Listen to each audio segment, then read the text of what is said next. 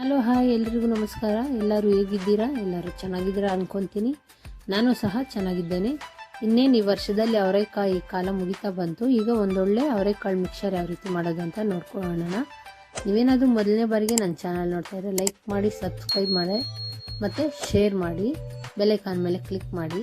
ನಿಮಗೆ ಈ ವಿಡಿಯೋ ಇಷ್ಟ ಆದರೆ ಪ್ಲೀಸ್ ಸಬ್ಸ್ಕ್ರೈಬ್ ಮಾಡ್ಕೊಳ್ಳಿ. ಒಂದು ಅರ್ಧ kg ಇದ್ಕಿದ ಅವರೆಕಾಳಿದೆ ಇದು. ಈ ಕಡೆ ಇದು ತೀರಾ ಬಲ್ತಿಲ್ಲ, ತೀರಾ ಎಳಿಸೋಲ್ಲ. ನೋಡಿ ಈ ರೀತಿ ವೈಟ್ ಕಾಳು ಮತ್ತು ಹಸಿರು ಕಾಳು ಎರಡು ಮಿಕ್ಸ್ ಇರಬೇಕು. ಈ ಥರದ್ದು ತಗೊಳ್ಬೇಕು. ನೋಡಿ, 1 ಕಪ್ಪು ಕಡಲೆ ಪಪ್ಪು, 1 ಕಪ್ಪು ಕಡಲೆ ಬೀಜ, ಅವಲಕ್ಕಿ 100 ಗ್ರಾಮು, ರುಚಿಗೆ ಖಾರದ ಪುಡಿ ಮತ್ತು ಉಪ್ಪು, ಒಟ್ಟು ಸಮೇತ ಜಜ್ಕೊಂಡಿರೋಂಥ ಬೆಳ್ಳುಳ್ಳಿ. ಇದು 2 ಗಡ್ಡೆ ಅಷ್ಟು ಬೆಳ್ಳುಳ್ಳಿ ನಾನು ಜಜ್ಕೊಂಡಿದ್ದೀನಿ.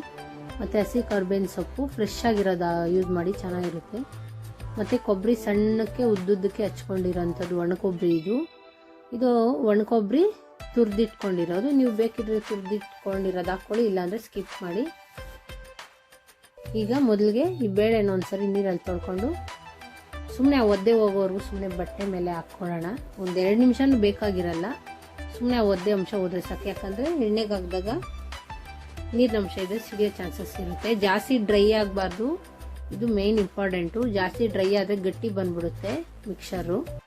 ಸುಮ್ಮನೆ ಒದ್ದೆ ಅಂಶ ಹೋದರೆ ಸಾಕು.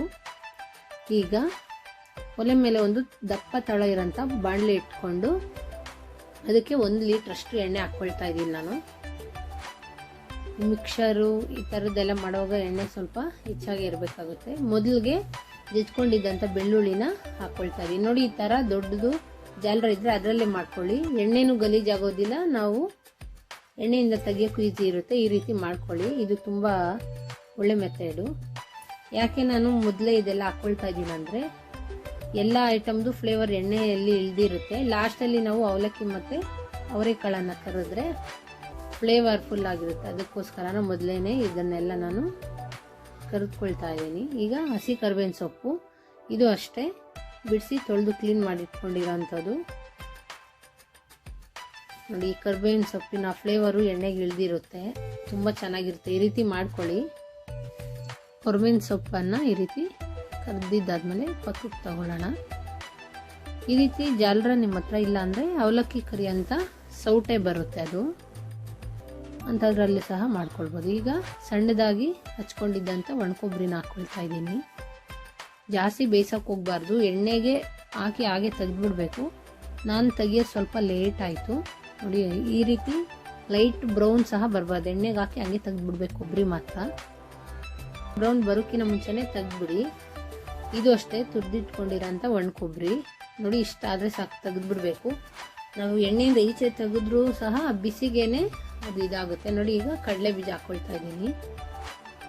ಕಡಲೆ ಬೀಜ ಹಾಕ್ಕೊಂಡು ಈ ರೀತಿ ಸ್ಪೂನಲ್ಲಿ ತಿರುಗಿಸ್ತಾ ಇದ್ದರೆ ಈವನ್ನಾಗಿ ಎಲ್ಲ ಕಡಲೆ ಬೀಜನೂ ಸಮವಾಗಿ ಬೇಯುತ್ತೆ. ಮಕ್ಕಳಿಗೆ ಈ ರೀತಿ ಮಾಡ್ಕೊಳ್ಳಿ, ತುಂಬ ಚೆನ್ನಾಗಿರುತ್ತೆ. ನಾವು ಇದೇ ಮಿಕ್ಸರು ಹೊರಗಡೆ ಕೊಂಡ್ಕೊಳೋಕೊಂಡ್ರೆ ತುಂಬ ಬೆಲೆ ಆಗುತ್ತೆ. ಏನಂದರೆ ಸ್ವಲ್ಪ ಕಷ್ಟಪಟ್ಟು ಮಾಡಬೇಕಷ್ಟೇ. ಈಗ ಹುರ್ಗಡ್ಲೆನ ಹಾಕ್ಕೊಳ್ತಾ ಇದ್ದೀನಿ. ಹುರ್ಗಡ್ಲೆ ಏನು ಜಾಸ್ತಿ ಹೊತ್ತು ಬೇಯಿಸೋದು ಬೇಡ, ಎಣ್ಣೆಗೆ ಹಾಕಿ ಹಾಗೆ ಎತ್ಬಿಡ್ಬೇಕು. ನೋಡಿ, ನಾನು 1 ನಿಮಿಷ ಸಹ ಬೇಯಿಸಲಿಲ್ಲ. ಈಗ ನೋಡಿ, ಅವಲಕ್ಕಿ ಹಾಕ್ಕೊಳ್ತಾ ಇದ್ದೀನಿ. ನೋಡಿ, ಈ ಬೌಲಲ್ಲಿ ಎಷ್ಟು ಹಿಡಿಯುತ್ತೋ ಅಷ್ಟು ನೋಡ್ಕೊಂಡು ಹಾಕ್ಕೊಂಡು ಸ್ವಲ್ಪವಾಗಿ ಈ ರೀತಿ ಕರ್ಕೊಳ್ಳಿ. ಅವಲಕ್ಕಿನೂ ಅಷ್ಟೇ, ಬೆಂದಿದ ತಕ್ಷಣ ಎಲ್ಲ ಮೇಲೆ ಬಂದ್ಬಿಡುತ್ತೆ ಎಣ್ಣೆಯಿಂದ, ಆವಾಗ ತೆಗೆದುಕೊಳ್ಳಿ. ನೋಡಿ, ಮೇಲೆ ಬಂದಿದೆ. ಈಗ ನಾನು ತೆಗಿತಾ ಇದ್ದೀನಿ. ಈ ರೀತಿ ಸ್ಪೂನ್ ಸಹಾಯದಿಂದ ತಿರುಗಿಸ್ತಾ ಇದ್ದರೆ ಎಲ್ಲ ಸಮವಾಗಿ ಬೇಯುತ್ತೆ. ಈಗ ಅವಲಕ್ಕಿ ಎಲ್ಲ ಕರ್ದಿದ್ದಾಯಿತು. ಈಗ ಕೊನೆಯಲ್ಲಿ ಇದಕ್ಕಿದ ಅವರೆಕಾಳನ್ನು ಹಾಕ್ತಾ ಇದ್ದೀನಿ ಎಣ್ಣೆಗೆ. ಎಲ್ಲ ಐಟಮ್ಮು ಕರ್ದಿದ್ದಾದ್ಮೇಲೆ ಬೇಳೆ ಕರಿತಾ ಇದ್ದೀನಿ. ಫ್ಲೇವರ್ ಫುಲ್ಲಾಗಿರುತ್ತೆ. ನೋಡಿ, ಈ ರೀತಿ ಫುಲ್ಲು ನೊರೆ ಬರುತ್ತೆ ಬೇಯಬೇಕಾದ್ರೆ. ಅದು ಫುಲ್ಲು ನೊರೆ ಎಲ್ಲ ಹೋಗಿ ನೋಡಿ ಈ ರೀತಿ ಮೇಲೆ ಬಂದ್ಬಿಡುತ್ತೆ. ಮೇಲೆ ಬಂದಿದ್ದ ತಕ್ಷಣ ತೆಗ್ದುಬಿಡಿ. ಅದು ಬೆಂದಿದ್ದಾದರೆ ಈ ರೀತಿ ಮೇಲೆ ತೇಲುತ್ತೆ ಎಣ್ಣೆನಲ್ಲಿ, ಆವಾಗ ತಕ್ಷಣ ತೆಗ್ದುಬಿಡಿ. ಲೇಟ್ ಮಾಡಬೇಡಿ. ಜಾಸ್ತಿ ಲೇಟ್ ಮಾಡಿದ್ರೆ ಮತ್ತೆ ಗಟ್ಟಿ ಅನಿಸ್ಬಿಡುತ್ತೆ, ಕ್ರಿಸ್ಪ್ ಆಗಿರೋದಿಲ್ಲ. ಎಣ್ಣೆಯಿಂದ ಮೇಲೆ ಬಂದಿದ ತಕ್ಷಣ ಬೇಗ ಬೇಗ ಈ ರೀತಿ ತೆಗೆದು ಹಾಕ್ಕೊಂಡ್ಬಿಡೋಣ. ಮತ್ತು ಮಿಕ್ಕಿರೋ ಬೇಳೆನೂ ಹಾಕ್ತಾಯಿದ್ದೀನಿ ನಾನು. ನಿಮಗೆ ಅವಲಕ್ಕಿ ಹಾಕೋದು ಇಷ್ಟ ಇಲ್ಲ ಅಂದರೆ ಬರೀ ಅವರೆಕಾಳೇ ಹಾಕಿ ಮಾಡ್ಕೊಳ್ಬೋದು. ಅವಲಕ್ಕಿ ಸ್ಕಿಪ್ ಮಾಡಿಕೊಂಡ್ರೆ ಆಗುತ್ತೆ. ನಾನು ಅವಲಕ್ಕಿನೂ ಸ್ವಲ್ಪ ಹಾಕಿದ್ದೀನಿ ಚೆನ್ನಾಗಿರುತ್ತೆ ಅಂತ. ನೋಡಿ ಈ ರೀತಿ ಫುಲ್ಲು ನೊರೆ ನೊರೆ ಎಲ್ಲ ಬರೋದು ಕಡಿಮೆ ಆಗಿ ಬೇಳೆಗಳೆಲ್ಲ ಈ ರೀತಿ ಮೇಲೆ ಬರುತ್ತೆ. ಆವಾಗ ತಕ್ಷಣ ತೆಗೆದ್ಬಿಡಿ. ಲೇಟ್ ಮಾಡಿದ್ರೆ ಮತ್ತೆ ಗಟ್ಟಿ ಆಗ್ತಾ ಇದೆ. ಇದು ಮೇನ್ ಟಿಪ್ಸು ನೋಡಿ ಹೇಳ್ತಾ ಇದ್ದೀನಿ ನಾನು. ನನ್ನ ವಿಡಿಯೋ ಯಾರೆಲ್ಲ ನೋಡ್ತಾ ಇದ್ದೀರಾ ಅವರೆಲ್ಲರಿಗೂ ಧನ್ಯವಾದ. ಈ ವಿಡಿಯೋ ಇಷ್ಟ ಆದರೆ ಹಾಗೆ ಲೈಕ್ ಮಾಡಿ ಸಬ್ಸ್ಕ್ರೈಬ್ ಮಾಡ್ಕೊಳ್ಳಿ. ಈಗ ಕರ್ದಿದ್ದಂಥ ಅವಲಕ್ಕಿ ಮತ್ತು ಅವರೆಕಾಳೆಲ್ಲ ಹಾಕ್ಕೊಂಡಿದ್ದೀನಿ. ಇದು ಫಸ್ಟ್ ಕರ್ದಿಟ್ಕೊಂಡಿದ್ವಲ್ಲ, ಬೆಳ್ಳುಳ್ಳಿ, ಕರಿಬೇವಿನ ಸೊಪ್ಪು, ಕಡಲೆ ಬೀಜ, ಕಡಲೆಪಪ್ಪು ಮತ್ತು ಒಣ ಕೊಬ್ಬರಿ ಅದೆಲ್ಲ ಹಾಕ್ಕೊಳ್ತಾ ಇದ್ದೀನಿ. ನೋಡಿ ಅಲ್ಲಿಗೂ ಸ್ವಲ್ಪ ಕೊಬ್ಬರಿ ಮುಂದಾಯಿತು.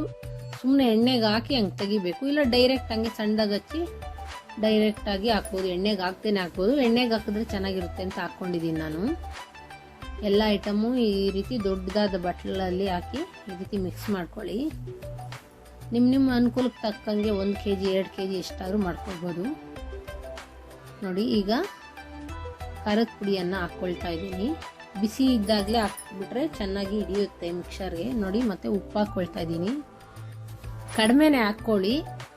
ಎಲ್ಲ ಮಿಕ್ಸ್ ಮಾಡಿ ಒಂದ್ಸರಿ ಟೇಸ್ಟ್ ಮಾಡಿ.